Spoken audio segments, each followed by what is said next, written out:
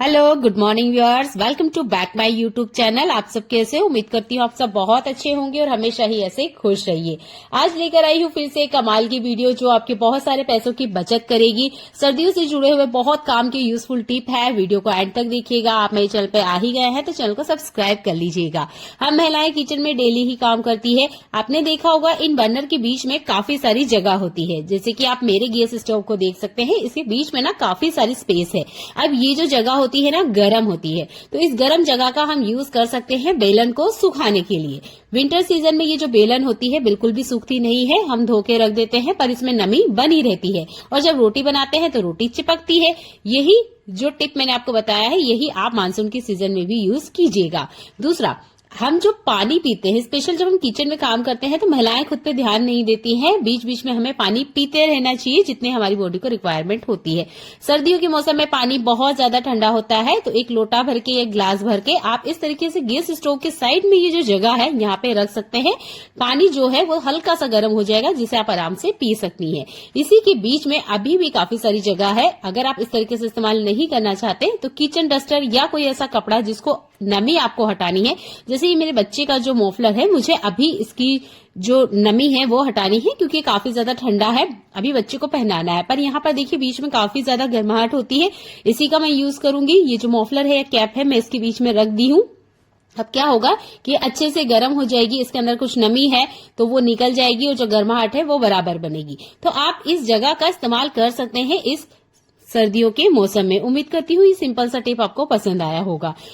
इस ठंड के सीजन में हर घर में जैकेट का इस्तेमाल किया जाता है। जब हम जैकेट का इस्तेमाल करते हैं तो देखिए जैकेट या ये जो स्वेटर है इनमें कुछ इस तरीके से रुए आ जाते हैं, जैसे मैं आपको दिखा रही हूँ। ये देखिए, मैं पास से आपको दिखा रही हूँ, इसमें देखिए कुछ रुए आ चुके हैं। अब इन रुओं को हम कैसे हटाएं? वैसे तो मार्केट में काफी महंगे टूल मिलते हैं इन रुओं को हटाने के लिए, पर अगर आप कोई पैसा खर्च नहीं करना चाहते हैं या आपके पास कोई एक दो जैकेट या एक आधा ही ऐसा कोई कपड़ा है जिसमें इस तरीके से रुए निकल रहे हैं, तो ये हैक आपको बहुत ज्यादा पसंद आएगा। ये जो रेजर होती है ना, इसका हमें यूज करना है। देखिए मैं पास से आपको दिखा रही हूँ, बस हल्के से आपने चलाना है। कोशिश कीजिएगा आप हाथों पे इस तरीके से पकड़ के ना यूज करें, इसे सरफेस पे रखें। मुझे आपको दिखाना है इसलिए मैं सावधानी से आपको दिखा रही हूँ, नहीं तो कपड़ा भी ना कट जाता है गलती से। हल्के हल्के से बस आपने ये रेजर को इसके ऊपर चलाना है। आप देखेंगे जितने भी रुए आपको दिख रहे हैं ना, ये सारे के सारे निकल जाएंगे। बस हल्के हल्के से, जैसे मैं आपको दिखा रही हूँ ऐसे ही चलाइएगा, बहुत ज्यादा ताकत मत लगाइएगा। ये रुए बहुत आसानी से कट जाते हैं। ये देखिए, बस इसको मैंने जैसे जैसे चलाया जितने रुए थे वो निकल गए। इस तरीके से आप ना घर बैठे बिना पैसा खर्च करे हुए ये यूज एंड थ्रो वाली ब्लेड का यूज करेंगे तो ज्यादा अच्छा है। जो ब्लेड होती है उससे कट लगने का डर रहता है कपड़े में, तो ये जो यूज एंड थ्रो वाली ब्लेड है इसका यूज करेंगे तो ज्यादा अच्छा रिजल्ट मिलेगा और आपके कपड़े को भी कोई नुकसान नहीं होगा। उम्मीद करती हूँ यह टिप आपको सबसे ज्यादा पसंद आई होगी। ये 10 रुपीज या 20 रुपीज में लोकल मार्केट में मिल जाता है। आप इसे घर पे लेके आइए और इस तरीके से अपने कामों को आसान कीजिए। विंटर सीजन आते ही ये जो मफलर है, ये जो कैप है, हर कोई यूज करता है। हमें ठंड से ये बहुत ज्यादा बचाती है। देखिए ये हमारे सिर में लगी होती है, इसकी वजह से ये ज्यादा गंदी तो नहीं होती है जैसे कि हमारे जैकेट है, पजामा वगैरह गंदे होते हैं, स्पेशल बच्चे या बड़ों के। इस तरह की टोपे जब हम पहनते हैं तो आपने देखा होगा इसमें से बैड स्मेल आती है। अब बिना धोए इन्हें कैसे साफ करें? तो आप ले लीजिए टेल्कम पाउडर, कोई सा भी टेल्कम पाउडर जिसकी खुशबू आपको पसंद हो, वो आपने अंदर की तरफ, जैसे मैंने इसे पलटा था वैसे पलटना है आपका ये जो मफलर या टोपा है। उसके बाद में आपने इसके अंदर इस पाउडर को अच्छे से छिड़क देना है, जैसे मैं आपको दिखा रही हूँ। आपको लगता है तो आप अच्छे से इसे छिड़क दीजिएगा ताकि एक्स्ट्रा कोई पाउडर इसके अंदर ना रहे। पर हाँ, इस टोपे के अंदर जितनी भी बैड स्मेल है पसीने की, वो सारी की सारी हट जाती है। उम्मीद करती हूँ यह टिप भी आपको जरूर पसंद आया होगा। घर में छोटे बच्चे हैं तो देखिए टोपा आप भी बच्चों को पहनाते होंगे और बिना धोए आप इस तरीके से बैड स्मेल हटा सकते हैं। सर्दियों के मौसम में हम इस तरह के जैकेट भी पहनते हैं। बहुत बार इन जैकेट के ऊपर रिंकल्स आ जाते हैं या जो हमारी स्वेटर वगैरह होती है वो सिकुड़ जाती है, तो हमें इसे प्रेस करने का मन करता है। तो कभी भी डायरेक्ट प्रेस एक तो इसके ऊपर चलाना नहीं है, अगर आप चलाओगे तो देखिए ये खराब हो जाएगा। आप ले लीजिए न्यूज़पेपर या सिंपल कोई सा भी पेपर जो इंक ना छोड़ता हो गर्म होने पर। इस पेपर को रखना है, उसके बाद में आपने प्रेस करना है। आपके इस तरह के जो भी जैकेट वगैरह है ये बिल्कुल भी खराब नहीं होंगे। अगर आप डायरेक्ट ऐसे ही लगा दोगे तो देखिए प्रेस पे चिपक जाएगा और ये जो जैकेट है ये भी खराब हो जाएगा। सेम यही टिप आप इस तरह के टोपा वगैरह या जो स्वेटर है उनके ऊपर भी अप्लाई कीजिएगा, क्योंकि जब हम डायरेक्ट जो प्रेस है स्वेटर या इस तरह के टोपे वगैरह पे अप्लाई करते हैं तो उसकी जो लास्टिक होती है वो ढीली हो जाती है या जो ऊन है वो फैल जाता है। तो बनी बात है जब गर्म होगा तो ऊन फैलता ही है। अगर आपको प्रेस करना है या इसकी नमी हटाना है, गीला है, जल्दीबाजी में आपको पहनना है तो आप पेपर का इस्तेमाल करें, उसके बाद ही प्रेस करें, बिना इसके ना करें। आपका जो भी जैकेट है, स्वेटर है वो खराब हो जाएंगे और जो गर्माहट है वो भी नहीं देंगे। अभी आपने मॉफलर धोया है या टोपा वगैरह धोया है और आपने उसे सुखाना है, हम ड्रायर में कितना भी इन्हें घुमा ले पर इसके अंदर जो नमी होती है वो नहीं जाती है। तो उसके लिए आप इस प्रेस का इस्तेमाल करें और प्रेस जब यूज कर रहे हैं तो पेपर का भी जरूर इस्तेमाल करें। ऐसा ही कमाल का यूजफुल हैक मेरा केची से जुड़ा हुआ है। जो लोग सिलाई वगैरह करते हैं उनके पास मशीन का तेल बहुत आसानी से मिल जाएगा, पर मेरी तरीके से भी कुछ होते हैं जो सिलाई वगैरह बिल्कुल नहीं करते हैं पर केची का तो इस्तेमाल हर घर में होता ही है। तो आप ना सरसों का तेल लीजिएगा। सरसों का जो तेल होता है वो अच्छे से एक तो जंग हटा देता है, दूसरा ये ठंड में बिल्कुल नहीं जमता है। आपका जो केची वगैरह है वो चल नहीं रहा है या इस तरीके से जंग पकड़ने लग गया है, जब हम इन्हें लॉन्ग टाइम इस्तेमाल नहीं करते हैं तो आपने देखा होगा ये केची बिल्कुल भी फ्री नहीं होती है। जैसे हम इसे इस तरीके से चलाते हैं, जिससे मैं आपको दिखा रही हूँ, यहाँ पे ना हल्का सा हमें कड़ापन महसूस होता है या हार्डनेस महसूस होती है कि हाँ भाई कुछ फंसा हुआ है या ये ठीक से काम नहीं कर रही है। तब आप सरसों के तेल का इस्तेमाल करें, इस तरीके से डालिए जैसे मैं आपको दिखा रही हूँ। और जितना हो सके केची कुछ इस तरीके से होनी चाहिए कि आप जैसे ही चलाएं ये आपको बिल्कुल भी तकलीफ ना दे और ये एकदम फ्री होनी चाहिए। ये देखिए मैं आपको छोड़ के दिखा रही हूँ। इस तरीके से आपकी केची अगर फ्री है या एक हाथ से ही कुछ इस तरीके से ये हिल रही है तो आपकी केची बढ़िया है, कोई दिक्कत नहीं है। केची हमेशा इस तरीके से ही होनी चाहिए। अगर इसमें थोड़ा सा भी कड़कपन आ रहा है या चलाने में आपको कड़क लग रही है तो इसमें सरसों का तेल डालते रहिएगा और कपड़े से वाइप कर दीजिएगा। अब केची तो हम इस्तेमाल कर रहे हैं, बहुत बार ऐसा होता है कि केची की जो धार है वो गिर जाती है। जैसे मैं आपको ये छोटी वाली केची दिखा रही हूँ, ये लोकल मार्केट से मैंने ली थी, मात्र 20 रुपए की है। अगर मैं इसका धार लगाने जाती हूँ तो कम से कम 30 से 40 रुपए लगेंगे, यानी कि जितनी की केची नहीं है उससे ज्यादा मुझे धार लगाने में पैसा लगाना है। तो देखिए ये सब करने की जरूरत नहीं है। पैसों की थोड़ी सी बचत अगर आप करना चाहते हैं तो यूज कीजिए एल्यूमिनियम फॉइल पेपर का। आप ऑनलाइन या ऑफलाइन खाना ऑर्डर करते होंगे तो उसके साथ ही एल्यूमिनियम फॉइल पेपर जरूर आता होगा। बचे हुए टुकड़े का आप इस्तेमाल करें, इस तरीके से आप केची चला दें। अगर आप एल्यूमिनियम फॉइल पेपर का बिल्कुल इस्तेमाल नहीं करते तो जो हमारे दवाई के पेपर होते हैं उसका भी आप यूज कर सकते हैं। जैसे मैं आपको छोटे छोटे टुकड़े कट करके दिखा रही हूँ एल्यूमिनियम फॉइल पेपर के, ऐसे ही आपने छोटे छोटे एल्यूमिनियम फॉइल पेपर के टुकड़े करने हैं और आप देखेंगे कि आपकी जो केची की धार है बहुत बढ़िया से लग गई है। घर बैठे कोई पैसा खर्च भी नहीं करना पड़ा है। ये भी एक बहुत काम का टिप है। आपने भी देखा कि मैंने काफी सारे यहाँ पर टुकड़े किए हैं पर मैं इनको भी वेस्ट नहीं करूंगी, इनका भी रीयूज करूंगी। आप एल्यूमिनियम फॉइल पेपर को इस्तेमाल कर लें, उसके बाद में बॉल बना के रख लीजिएगा जैसे मैं आपको दिखा रही हूँ। ये देखिए छोटे छोटे टुकड़े हैं इसलिए मैं बड़े टुकड़े के अंदर डाल रही हूँ। जब भी यूज हो जाए एल्यूमिनियम फॉइल पेपर का तो इसके टुकड़े को डस्टबिन में फेंकने की बजाय आप इस तरीके से बॉल बना के रख लीजिएगा। अगर ये गंदे नहीं है तब तो आप इसे दाल वगैरह में डाल सकते हैं, पर अगर ये गंदे हैं तो आप इस तरीके से इस्तेमाल कर सकते हैं। कोई सा भी एल्यूमिनियम बर्तन जो कि गंदा है उसमें थोड़ा सा टूथपेस्ट लेना है, हल्का सा पानी लेना है। अगर ये बहुत ज्यादा गंदा है तो आप पानी की बजाय विनेगर लीजिएगा। और ये जो बॉल बना के हमने रेडी की है ना, इससे हमें क्लीनिंग करनी है। यहाँ पे जूना यूज नहीं करना है, स्क्रबर यूज नहीं करना है। आपने ये जो बॉल बना के रेडी की है इसका यूज करना है। आपके सामने ही मैं दिखाऊंगी जो कढ़ाई आपको साफ दिख रही थी उसमें से कितनी सारी गंदगी बाहर निकल के आई है, क्योंकि हमारा टूथपेस्ट भी व्हाइट था, पानी भी क्लीन था और जो हमारा एल्यूमिनियम फॉइल पेपर था वो भी साफ था। उसके बावजूद भी आप देखेंगे कि इस कढ़ाई के अंदर से कितनी सारी गंदगी निकल रही है। अगर एल्यूमिनियम की कढ़ाई धोने के बाद भी क्लीन नहीं हो रही है, बहुत सारे दाग धब्बे हैं या पीले पीले निशान हो रहे हैं कढ़ाई के अंदर, तब तो आप ये टिप हफ्ते में 2 बार जरूर अप्लाई करके देखिएगा। आपका जो बर्तन है बिल्कुल नया सा चमक जाएगा। कोई कहेगा नहीं कि आप इस बर्तन को डेली इस्तेमाल करते हैं। देखिए आपके सामने ही मैं इसे क्लीन करके दिखा रही हूँ, काफी सारी गंदगी निकल के बाहर आई है ना। ये बर्तन साफ करने का बहुत आसान सा तरीका है। स्पेशली जो एल्यूमिनियम के बर्तन होते हैं इन्हें आप इन्हीं ट्रिक से क्लीन करें। ये देखिए कितनी सारी गंदगी इसमें से बाहर निकल के आई है। उम्मीद करती हूँ आज की ये छोटे छोटे टिप आपको पसंद आए होंगे। प्लीज आपको कोई भी टिप पसंद आता है तो कमेंट करके बताइएगा। वीडियो को लाइक जरूर किया कीजिए और आप मेरे चैनल पे आ ही गए हैं तो चैनल को सब्सक्राइब कर लीजिएगा। ऐसी काम की वीडियो मैं आपके लिए लेकर आती रहती हूँ जो आपकी घर और किचन की लाइफ को आसान बनाती है बिना पैसा खर्च करे हुए। जिन काम को करने में हमें काफी टाइम लग जाता है वो काम मिनटों में हो जाते हैं। देख सकते हैं कितनी सारी गंदगी बाहर निकल के आई है। थोड़ा सा पानी डाल के मैं आपको दिखा रही हूँ। ये देखिए एक साफ कढ़ाई में से कितनी सारी गंदगी बाहर निकल के आई है।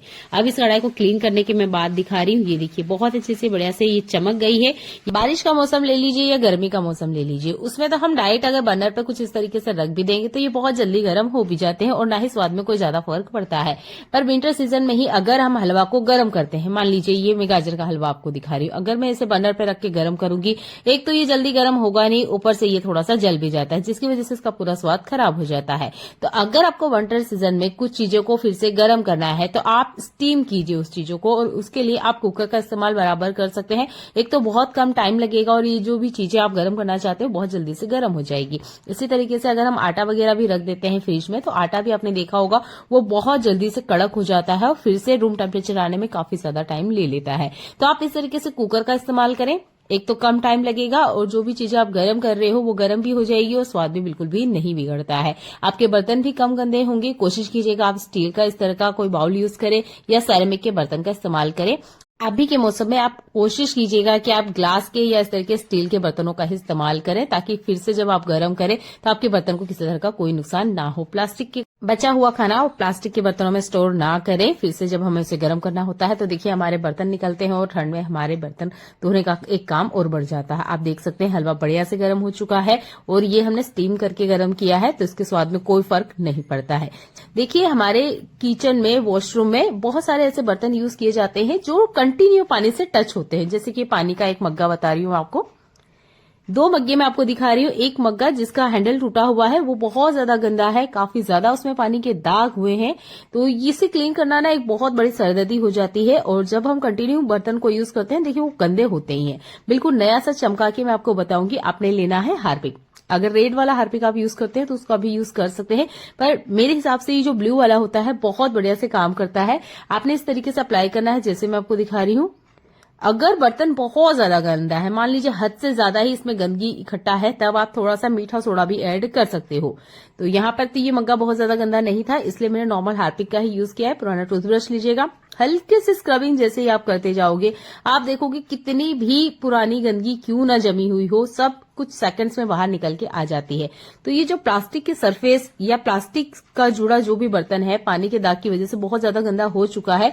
ज्यादातर ऐसा होता ही है कि जब हम बर्तनों को कंटिन्यू यूज करते हैं वॉशरूम में तो ये बहुत ज्यादा गंदे हो जाते हैं। हफ्ते के एंड में या 15 दिन की गैप में आपने यह काम भी करते रहना है। मग्गे के बाहर वाला हिस्सा मैं आपको दिखा देती हूँ। ये देखिए ये भी बहुत ज्यादा गंदा है।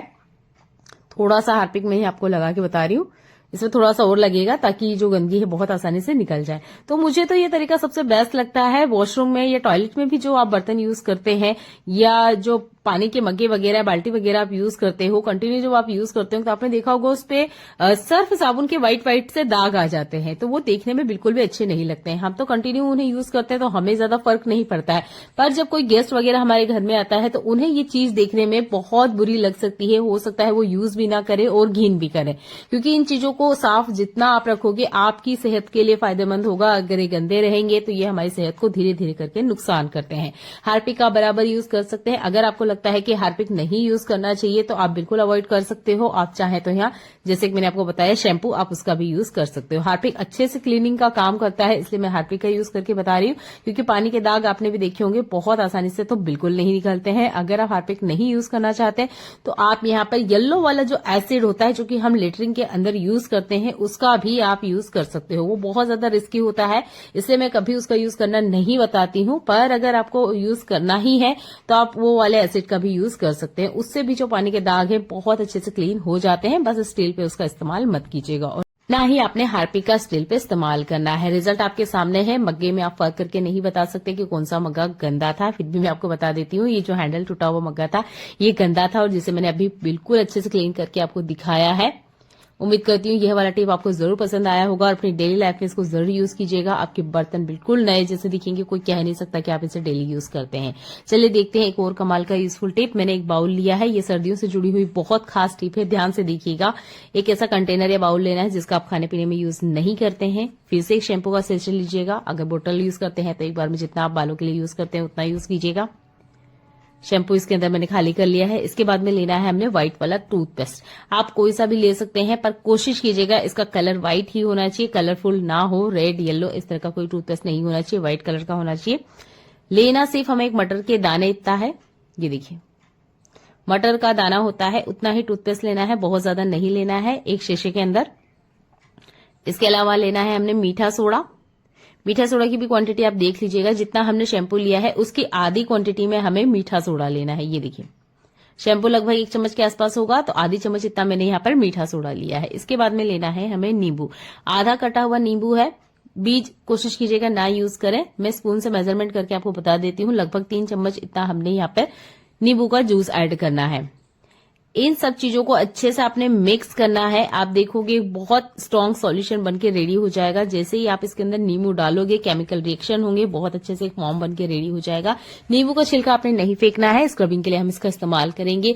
ये एक पैक बना के बताया है जो कि आपके सर्दियों की आधी से ज्यादा समस्याओं को हल कर देगा, जिसके लिए हम बहुत सारा पैसा खर्च करते भी हैं और बहुत ज्यादा परेशान भी होते हैं। तो ये एक पैक बनके रेडी हो चुका है। इसके अलावा एक और पैक हम बना के रेडी करेंगे जो कि आपके हाथ पैरों की जो रंगत है उसको निखार देगा। कैसे अप्लाई करना है वीडियो में बने रहिए, मैं आपको बताऊंगी कि इन्हें कैसे अप्लाई करना है। एक और एक्स्ट्रा बाउल लेना है जिसका आप खाने पीने में यूज नहीं करते हैं। मैंने यहाँ लिया है वैसलीन, जिसे हम विंटर सीजन में इस्तेमाल करते हैं। आप अगर वैसलीन का यूज नहीं करते तो आप ग्लिसरीन भी ले सकते हैं। 1/4 चम्मच इतना लेना है जितना मैं आपको दिखा रही हूँ। इसे कंटेनर में ले लीजिएगा। इसके बाद में हल्का कुनकुना दूध लेना है हमने। आप ठंडा दूध भी ले सकते हो, पर जो क्रीम बना रहे हैं ना हम, उसमें आप हल्का कुनकुना दूध लोगे तो इसका फायदा है कि जो वैसलीन है वो अच्छे से मिक्स हो जाएगी। ग्लिसरीन लिक्विड होती है इसलिए वो जल्दी से ठंडे दूध में भी मिक्स हो जाएगी, पर अगर आप वैसलीन ले रहे हो तो हल्का कुनकुना 1 चम्मच दूध लीजिएगा। दोनों को अच्छे से मिक्स कीजिएगा। बहुत अच्छे से मिक्स हो जाते हैं, थोड़ा टाइम जरूर लगता है पर मिक्स हो जाते हैं। थोड़ा सा मीठा सोडा लीजिएगा। ये देखिए, अच्छे से आप चम्मच को हिलाते जाइएगा, ये बहुत अच्छे से इसमें मिक्स हो जाएगा। आप इसे तभी बनाइएगा जब आप डायरेक्ट इसे अप्लाई करने वाले हैं, बना के मत रखिएगा, नहीं तो जो वैसलीन है वापस से सेट हो जाती है। हल्के कुनकुने दूध में अच्छे से मिक्स हो जाएगी। अब इसे यूज कैसे करना है, कहाँ यूज करना है। सर्दियों के मौसम आते ही हमारे हाथ पैर के जो जॉइंट होते हैं ये बहुत ज्यादा गंदे हो जाते हैं, काफी ज्यादा इस पे काले काले निशान हो जाते हैं जो कि बिल्कुल निकलते नहीं है। हम डेली ही क्यों ना नहाए, फिर भी यहाँ पर काफी सारी गंदगी इकट्ठा हो जाती है। तो फर्स्ट में जो हमने कंटेनर में सॉल्यूशन बना के रेडी किया था उसे हमने हाथ पैरों पे अच्छे से अप्लाई करना है। इसमें हमने शैम्पू, टूथपेस्ट, सोडा और नींबू का यूज किया था। अच्छे से हाथ पैरों पे अप्लाई करना है जैसे मैं आपको दिखा रही हूँ। अगर कुनी वगैरह या हमारे हड्डी की जो जॉइंट है वहां पे बहुत ज्यादा गंदगी है तो आप नींबू का छिलका रखिए साथ में, जैसे मैं आपको हाथ पैरों पे लगा के बता रही हूँ, और अच्छे से स्क्रबिंग कीजिएगा जैसे मैं आपको दिखा रही हूँ। आपने इसमें कुछ एक्स्ट्रा ऐड नहीं करना है। लिक्विड के रूप में हमने यहाँ पर नींबू के जूस का इस्तेमाल किया था और कुछ पानी वगैरह आपने यूज नहीं करना है। बस अच्छे से हाथों पे स्क्रबिंग करिएगा जैसे मैं आपको दिखा रही हूँ। ये देखिए, नींबू और मीठा सोडा हमारे हाथ पैरों से जितनी भी गंदगी है, भले वो कितनी ही पुरानी क्यों ना हो, उनको बिल्कुल खींच के बाहर निकाल देता है। शैम्पू जो है वो भी बहुत अच्छे से गंदगी को निकालता है। तो मैंने वही सारी चीजें ऐड करी है जो कि बहुत अच्छे से क्लीनिंग का काम करती है। टूथपेस्ट का गुण तो आप जानते ही हो, कितनी भी पुरानी गंदगी है उसको भी बहुत अच्छे से ये निकाल देता है। नींबू का छिलका आपने स्क्रबिंग के लिए यूज करना है। अगर आप यहाँ पर हाथ पैर साफ करने के लिए जो स्क्रबर यूज करते हैं उसका भी यूज कर सकते हैं। मैंने नींबू के छिलके का ही यूज किया है। इस तरीके से हाथ पैरों पे बहुत अच्छे से आप अप्लाई कीजिएगा। मैंने यहाँ मीठे सोडे का यूज किया है, तो कोशिश कीजिएगा आपने ये रेमेडी चेहरे पे अप्लाई नहीं करना है। मीठा सोडा चेहरे पे अप्लाई नहीं किया जाता है, इसलिए मैं हर बार जब भी आपको रेमेडी बताती हूँ, अगर मीठा सोडा यूज किया है तो उसे आपने फेस पे अप्लाई नहीं करना है। यह रेमेडी मैंने हाथ पैरों के लिए ही बताई है, क्योंकि हाथ पैरों में जो गंदगी होती है वो बहुत जिद्दी होती है। स्पेशल विंटर सीजन में तो यहाँ बहुत ज्यादा दाग धब्बे आ जाते हैं जो बिल्कुल भी निकलने का नाम नहीं लेते हैं। थोड़ा सा कुनकुना पानी लीजिएगा, लगभग 2 लीटर, उसमें भी एक शैम्पू का सेशे डाल के आप अच्छे से झाग बना लीजिएगा। उसके बाद में आपने ये हाथों की सफाई करनी है जैसे मैं आपको दिखा रही हूँ। ये देखिए, आप जब एक ही बार इसे यूज करोगे आप खुद यकीन नहीं मानोगे कि यार इतनी ज्यादा सफाई हम घर बैठे कर सकते हैं। सारी चीजें घर में ही अवेलेबल होती है, उसके बाद भी हम मार्केट जाते हैं, बहुत महंगे दाम पर हम हाथ पैरों की सफाई करवाते हैं और 3-4 दिनों बाद हमारे हाथ पैर वैसे ही हो जाते हैं, क्योंकि हमारी लाइफस्टाइल ही ऐसी है कि हमारे घर के काम है वो हमें करने ही होते हैं। तो देखिए, आप घरेलू महिला है तो ये रेमेडी आपके लिए बेस्ट है। एक जुराब ले लीजिएगा। अगर आपको लगता है कि अच्छे से क्लीनिंग नहीं हुई है या हाथ पैरों में जो धूल मिट्टी है वो अच्छे से फूल तो गई है पर निकलने का नाम नहीं ले रही है, क्योंकि जब आप इसे यूज करोगे ना तो आपको खुद महसूस हो जाएगा कि हाँ, हाथ पैरों में जो गंदगी है वो निकल रही है। तब आप किसी स्क्रबर का ना यूज करते हुए आप एक कपड़े का यूज कीजिएगा, जैसे मैं आपको दिखा रही हूँ। जुराब बहुत बढ़िया से काम करता है, मैंने इसे करके देखा पर्सनली और बहुत अच्छा रिजल्ट मिलता है। यकीन मानिए, एक बार तो आप जरूर करके देखिएगा। जुराब से आप जितना अच्छे से क्लीनिंग कर पाओगे ना, उतना स्क्रबर भी नहीं आपको करके बताएगा। तो मैंने अच्छे से यहाँ पर हाथ पैरों की जो जॉइंट है या हमारी उंगलियों के बीच में ये जो गंदगी इकट्ठा होती है, इनको अच्छे से जुराब की हेल्प से क्लीन किया है। अच्छे से आप एक कॉटन कपड़े से वाइप कर लीजिएगा हाथों को। इसके बाद में हमने जो सेकंड क्रीम बनाई थी, वैसलीन, दूध और थोड़ा सा सोडा ऐड करते हुए वो हमने अप्लाई करना है। कोशिश कीजिएगा विंटर सीजन में जो एक गलती हम करते हैं वो बिल्कुल ना करें। आप नहा लें या हाथ पैर धोएं, उसके 2 मिनट के अंदर ही आपने मॉइस्चराइजर का यूज करना है। अगर आप मॉइस्चराइजर नहीं यूज करते हैं तो इस क्रीम का आप यूज कर सकते हैं, जो मैंने अभी आपको बना के बताई है। आप डायरेक्ट वैसलीन का भी यूज कर सकते हैं, पर वैसलीन ना कुछ टाइम बाद में उड़ जाती है या वो अच्छे से काम नहीं करती है। पर आप थोड़ा सा मीठा सोडा और दूध ऐड करेंगे तो बहुत अच्छे से एक लॉक लग जाएगा आपकी स्किन के ऊपर, जो कि आपको 4-5 घंटे के लिए टेंशन फ्री कर देगा। आज की यूजफुल वीडियो में यह टिप सबसे खास थी जो आपके सर्दियों के पैसे बचा लेगी, क्योंकि हमारे हाथ पैर एक ऐसी चीज है जो कि विंटर सीजन में फटते ही हैं, भले ही हम कितना भी केयर क्यों ना कर ले। तो हफ्ते में 2 बार आप इस रेमेडी को यूज कीजिएगा, 100% आपको रिजल्ट मिलेंगे। देखने के लिए आपका बहुत सारा धन्यवाद।